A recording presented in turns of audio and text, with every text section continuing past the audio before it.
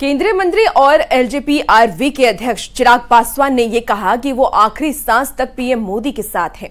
News 18 से खास कार्यक्रम चौपाल में शामिल हुए चिराग पासवान ने कहा है कि जब तक सांस है तब तक पीएम मोदी से रिश्ता नहीं टूटेगा। उन्होंने कहा कि बिहार का चुनाव में वो एनडीए के साथ मजबूती से लड़ेंगे। चिराग पासवान से जब बिहार के मुख्यमंत्री बनने पर सवाल किया गया तो उन्होंने ये कहा कि जब तक नीतीश कुमार है तब तक वो इस बारे में सोच भी नहीं सकते।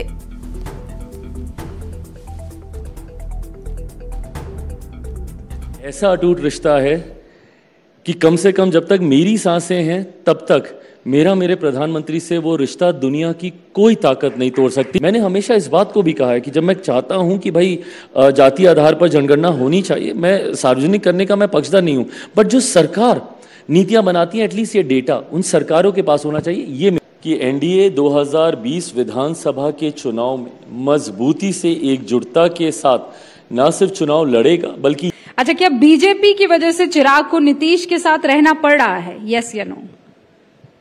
रहना पड़ रहा है? नहीं, नो। आई मीन पढ़ नहीं रहा है, बट डेफिनेटली जब आप गठबंधन का हिस्सा बन जाते हैं ना, तो जितने विषयों पर विरोधाभास होता है खुलकर बात करने का मौका मिलता है। मैं मेरे मुख्यमंत्री के साथ कभी उस स्पेस में इससे पहले रहा भी नहीं, और मैंने हमेशा कहा कि व्यक्तिगत विरोध तो मेरा कभी था भी नहीं ना उनसे।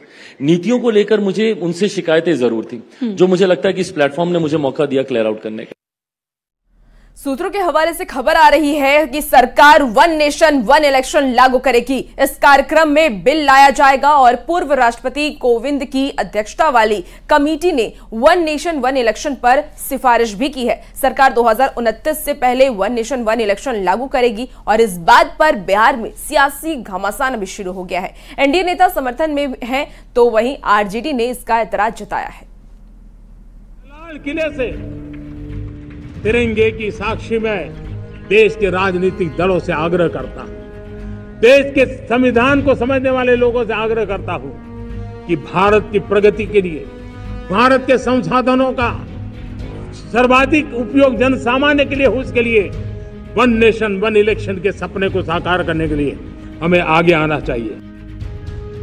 इसी साल 15 अगस्त को लाल किले की प्राचीर से प्रधानमंत्री नरेंद्र मोदी ने राजनीतिक दलों से वन नेशन वन इलेक्शन की तरफ बढ़ने का अनुरोध किया था।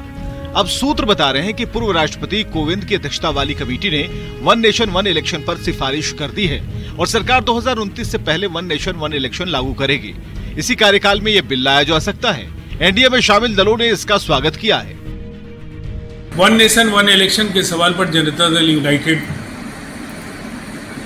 और एनडीए की राय एक समान है। हम ये मानते हैं कि इससे देश में